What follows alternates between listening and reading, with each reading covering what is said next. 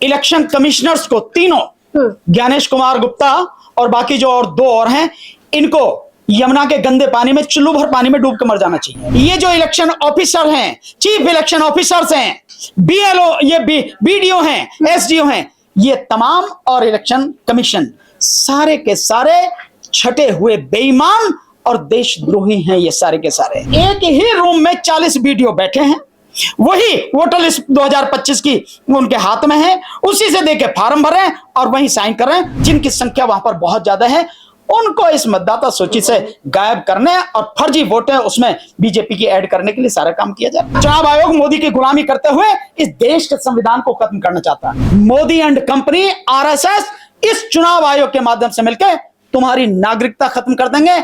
नमस्कार, मैं ज्योति यादव और आप देख रहे हैं उल्टा चश्मा यूसी। चुनाव आयोग ने दावा किया था कि हम पारदर्शी और निष्पक्ष तरीके से चुनाव कराएंगे, इसीलिए एसआईआर करवा रहे हैं। लेकिन अब बिहार से जिस प्रकार से वीडियो निकल कर सामने आ रही है, शक सीधे तौर पर शंका की निगाह में कोई और नहीं, चुनाव आयोग है। जहां एक तरफ चुनाव आयोग चुप्पी साध के बैठा है, तो वहीं दूसरी तरफ आप धड़ाधड़ वीडियो देख रहे होंगे कि बिहार चुनाव से ठीक पहले बड़े स्तर की धांधली होने वाली है। इस पूरे विषय को लेकर सुप्रीम कोर्ट के वकील भानु प्रताप से हम सीधे तौर पर बातचीत करेंगे। बखूबी आप जानते होंगे ईवीएम यानी इलेक्ट्रॉनिक वोटिंग मशीन के खिलाफ किस प्रकार से भानु प्रताप की पूरी टीम ने एक मोर्चा खोला था। लेकिन सर, अब जो ये वीडियो निकलकर सामने आ रहा है, जहां पर वोटर लिस्ट में संशोधन और तमाम बड़ी बड़ी बातें तो की जा रही है, लेकिन तस्वीर कुछ और ही है। नहीं, मैं मानता हूं कि इलेक्शन कमिश्नर्स को तीनों, ज्ञानेश कुमार गुप्ता और बाकी जो और दो और हैं, इनको यमुना के गंदे पानी में, चुल्लू भर पानी में डूब के मर जाना चाहिए। इनको यही काम करना चाहिए। अब इनकी औकात बस इतनी ही रह गई है।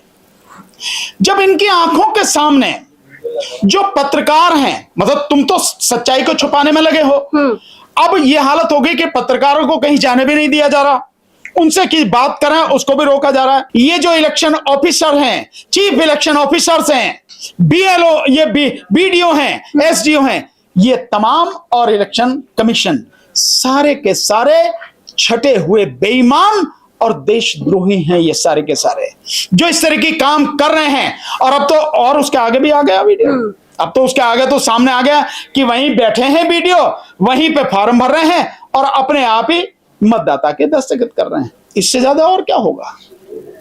लेकिन जब एसआईआर करवाया जा रहा था, उस समय सीधे तौर पर कहा गया कि इस बार हम चाहते हैं कि बिहार में एक भी फर्जी वोट ना डाले। इससे ज्यादा फर्जी क्या होगा भाई। आपके जो फॉर्म हैं, जो इलेक्शन कमीशन बीएलओ के माध्यम से 2 फॉर्म मतदाता तक पहुंचाएगा, वो फॉर्म रद्दी में बिक रहे हैं। आपने देखा, बिल्कुल रद्दी में बिक रहे हैं। रद्दी में बिक के वो दुकान पे जा रहे हैं और उसमें धर के जलेबी दी जा रही हैं। ये आपने सब कुछ देखा, पूरा वीडियो है, सब कुछ है, नहीं है। और इसके साथ साथ 2 फॉर्म इलेक्शन कमीशन की गाइडलाइन से, और वहां पे हर ब्लॉक पर एक बड़ा होर्डिंग लगा है जो निर्वाचन अधिकारी के माध्यम से लगाया गया है, यानी डीएम एसडीओ के माध्यम से लगाया गया है। उसमें लिखा है कि बीएलओ 2 फॉर्म दे के जाएंगे, आपको लेके आएंगे, एक भर के आपको देंगे, एक अपने पास ले आएंगे, आपको रिसीविंग के रूप में जो वो फॉर्म भर के देंगे। ये उनकी ड्यूटी है। और बीएलओ घर घर जाएंगे, 3 बार जाएंगे। कहां जा रहे हैं बीएलओ? कहीं कहीं बीएलओ जा रहे हैं, कहीं नहीं जा रहे हैं। और अब जो एक वीडियो दिखाया गया है फुलवारी शरीफ का जो पटना का एक ब्लॉक है, उसमें तो साफ है कि एक ही रूम में 40 वीडियो बैठे हैं, वही वोटर लिस्ट 2025 की उनके हाथ में है, उसी से देके फार्म भर रहे हैं और वही साइन कर रहे हैं। तो 2 की तो छोड़ो, एक में नहीं जा रहा, सिग्नेचर भी नहीं कराया जा रहा, वहीं बैठ के भर रहे हैं। इससे ज्यादा और क्या होगा। एक भी मतदाता को रिसीविंग नहीं दी गई, ये सबके सामने है। तो कौन है इसके लिए जिम्मेदार? इलेक्शन कमीशन जिम्मेदार है। तीनों इलेक्शन कमिश्नर जिम्मेदार है। इसलिए मैंने कहा कि चलो पानी में डूब कर मर जाना चाहिए। वहां के डीएम जिम्मेदार हैं, एसडीएम जिम्मेदार हैं, एसडीओ जिसको बोलते हैं, बीडीओ जिम्मेदार है। और जो सच दिखा रहा, आप उसे सच दिखाने से रोक रहे हैं। मैं समझता हूं इससे ज्यादा देश के साथ, बल्कि जो बिहार की गरीब जनता है उसके साथ ये देशद्रोह नहीं हो सकता। और साफ है कि मुस्लिम आबादी को, वहां पे एससी के जो लोग हैं, ओबीसी के जो लोग हैं, गरीब लोग हैं, जिनकी संख्या वहां पर बहुत ज्यादा है, उनको इस मतदाता सूची से गायब करने और फर्जी वोट है उसमें बीजेपी की ऐड करने के लिए सारा काम किया जाए। 9 जुलाई को जब पूरे विपक्ष के इंडिया गठबंधन ने एक आंदोलन किया, तब लगा था कि तस्वीरें साफ हो जाएंगी और चुनाव आयोग अपनी धांधली को बंद करेगा, लेकिन उल्टी तस्वीरें निकलकर सामने आ रही है। अब तो एक एक करके सीधी तस्वीरें साफ है। नहीं, मैं नहीं मानता कि विपक्ष एक दिन करके ही अपने फर्ज का जो है पूरी तरह से कहेगा कि हाँ मैंने अपना फर्ज निभा दिया। नहीं, जब देश इतने बड़े संकट में है, और मैं आपको कह रहा हूं कि ये जो है केवल बिहार की बात नहीं है, इस देश के संविधान को खत्म करने के लिए औपचारिक रूप से इलेक्शन कमीशन के माध्यम से मोदी ने यह शुरुआत की है। यह तैयारी 2029 की हो रही है। सो विपक्ष को अगर यह चीज समझ में नहीं आ रही कि इस देश के संविधान को खत्म करने की तैयारी है, 2029 के चुनाव में वन नेशन वन इलेक्शन वाला जो बिल आ रहा है, जो संसद की संसदीय समिति के पास में है, जिस पर लगातार चर्चा हो रही है, जिसमें 4 पुराने जो चीफ जस्टिस हैं, जिसमें जस्टिस केहर, जस्टिस गोगोई, रंजन गोगोई और जस्टिस आपके डीवाई चंद्रचूड़ और एक और चीफ जस्टिस हैं, जिनको बुलाया गया है कमेटी के सामने, जिनसे सलाह ली गई है, और उनके माध्यम से जो निकल के आ रही है कि इलेक्शन कमीशन को इतनी पावर दी जा रही है कि कोई आसपास भी फटक नहीं सकेगा, इलेक्शन कमीशन जो चाहे कर देगा। ये जो चीजें आ रही हैं, ये इसलिए हो रही है कि वन नेशन वन इलेक्शन के माध्यम से 2029 की जो तैयारी है वो है जिसमें 2/3 से ज्यादा बहुमत बीजेपी लेके आए और आधे से अधिक राज्यों में बीजेपी की सरकार बने। क्यों?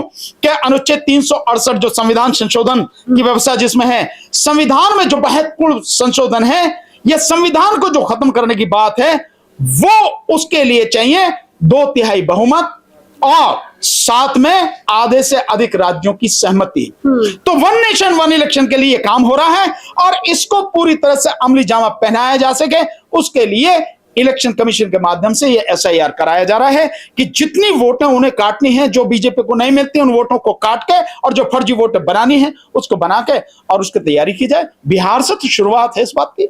ये है कहानी असली। तो विपक्ष की जो आप बात करें हैं, विपक्ष की इतिश्री इसी बात में नहीं होनी चाहिए कि आपने 9 तारीख को एक दिन बिहार बंद कर दिया। नहीं, केवल एक दिन नहीं, बिहार को पूरी तरह से बंद कर दो हर दिन के लिए, और साथ में इस देश को बंद करो।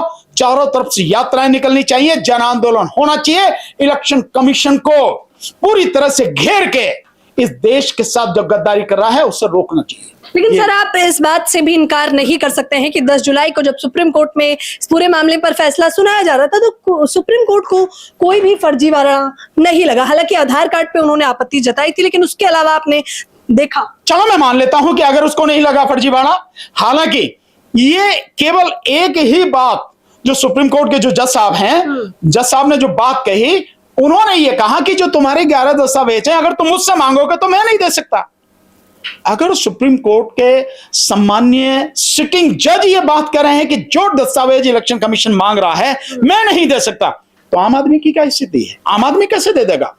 भाई आपने जो मेन उसके पास में कार्ड है, आधार कार्ड है, और वो आधार कार्ड जिसके आधार पर आप राशन कार्ड बनाते हो, जिसके आधार पर स्कूल में दाखिला होता है, जिसके आधार पर निवास प्रमाण पत्र बनता है, जिसके आधार पर आपका जो है बैंक में खाता खुलता है, जिसके आधार पर डाकखाने में खाता खुलता है, जिसके आधार पर आपके जन्म प्रमाण पत्र बनता है, जिसके आधार पर आपका जो इलेक्शन का कार्ड बनता है, ये सारी चीजें, मतलब इन सारी चीजों को खत्म करके और आप जो ये सब करना चाह रहे हो। क्या लगता है सर, चुनाव आयोग आखिरकार क्या कुछ करना चाहता है अब बिहार में? नहीं, चुनाव आयोग मोदी की गुलामी करते हुए इस देश के संविधान को खत्म करना चाहता है। संदीप को रोकना, इस देश के संविधान को खत्म करना चाहता है और गुलामी में वो इस कदर डूब गया है कि एक व्यक्ति की गुलामी के लिए 140 करोड़ लोगों की पीठ में छुरा भोंक रहा है इलेक्शन कमीशन। में सीधा सीधा आरोप लगा रहा हूं।